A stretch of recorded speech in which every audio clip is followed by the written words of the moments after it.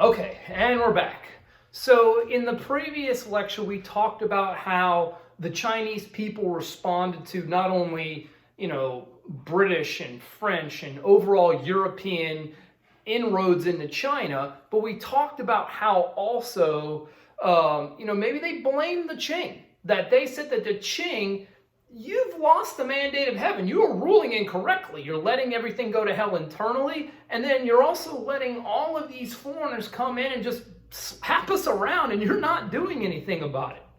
Now, from the perspective of the Qing, they're like, no, we haven't lost the mandate of heaven, but some of the people in the Qing government said, we haven't lost the mandate of heaven, but we need to reform.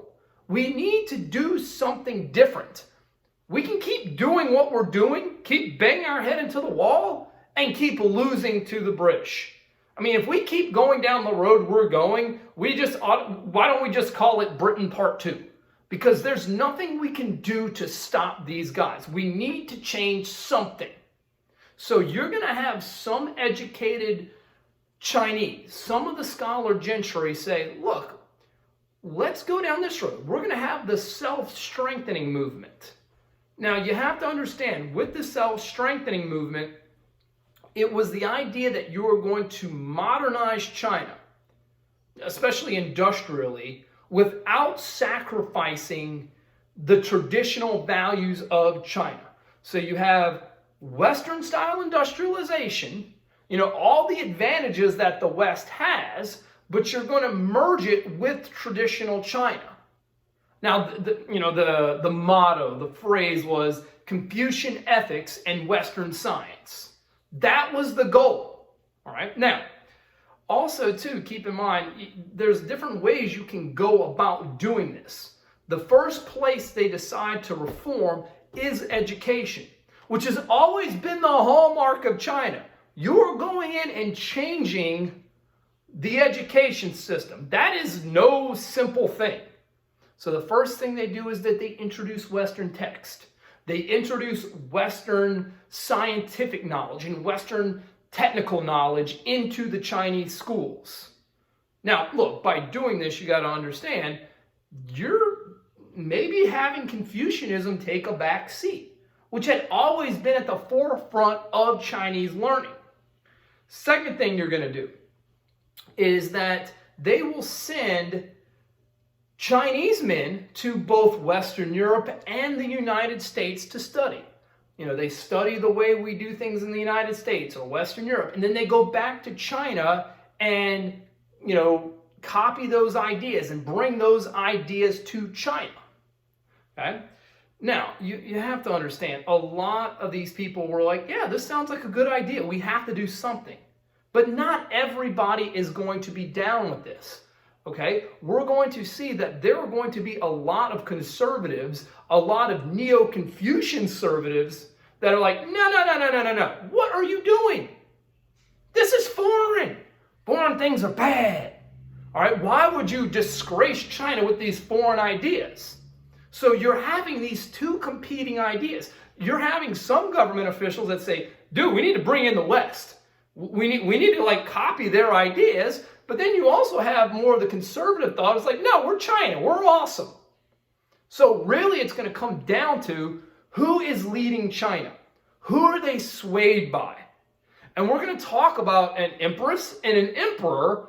One is swayed one direction. The other is swayed the other. So let's talk about the first one.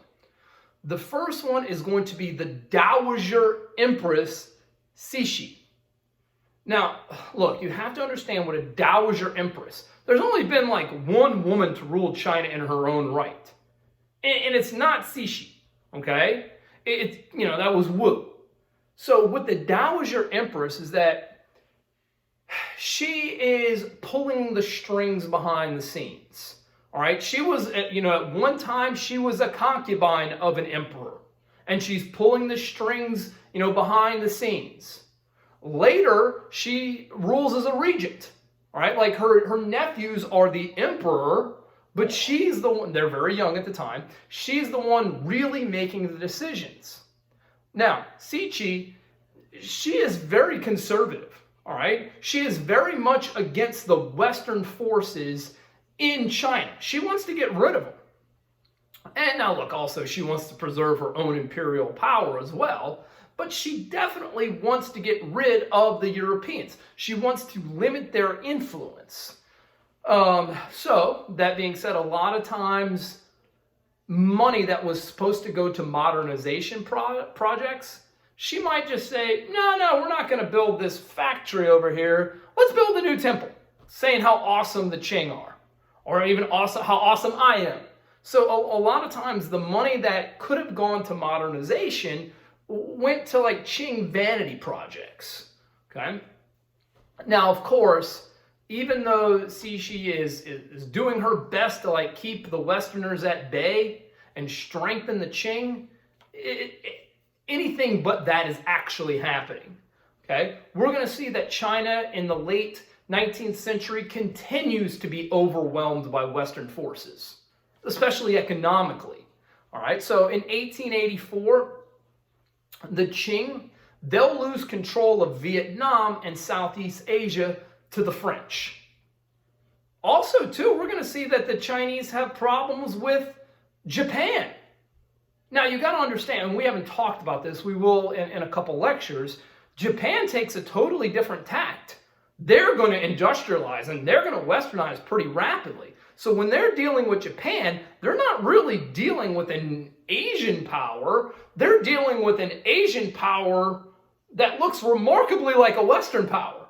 So 1894, 1895, China loses, or the Qing lose the Sino-Japanese War.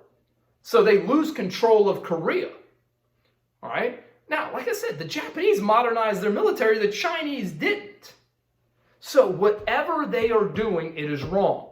And to be perfectly honest, what Cixi is doing is probably not helping. So now we're going to come to another crossroads. In 1898, the emperor, who is the one who's supposed to be ruling, the nephew, Guangxu, all right, he is going to attempt to break away from his aunt's control. Okay, look, he had been the emperor since he was like 4 years old. Well, now he is grown up, he is older, and he's like, hey, aunt, we're done now. I'm going to rule now, you're going to take a back seat. Which, of course, never happens. Like, she's going to have power and she's going to want it. Guangxu is going to want to obtain power. But they have two different thoughts of how China should proceed. We're going to see that Guangxu is very much in favor of the ideas of the self-strengthening movement. So, in 1898,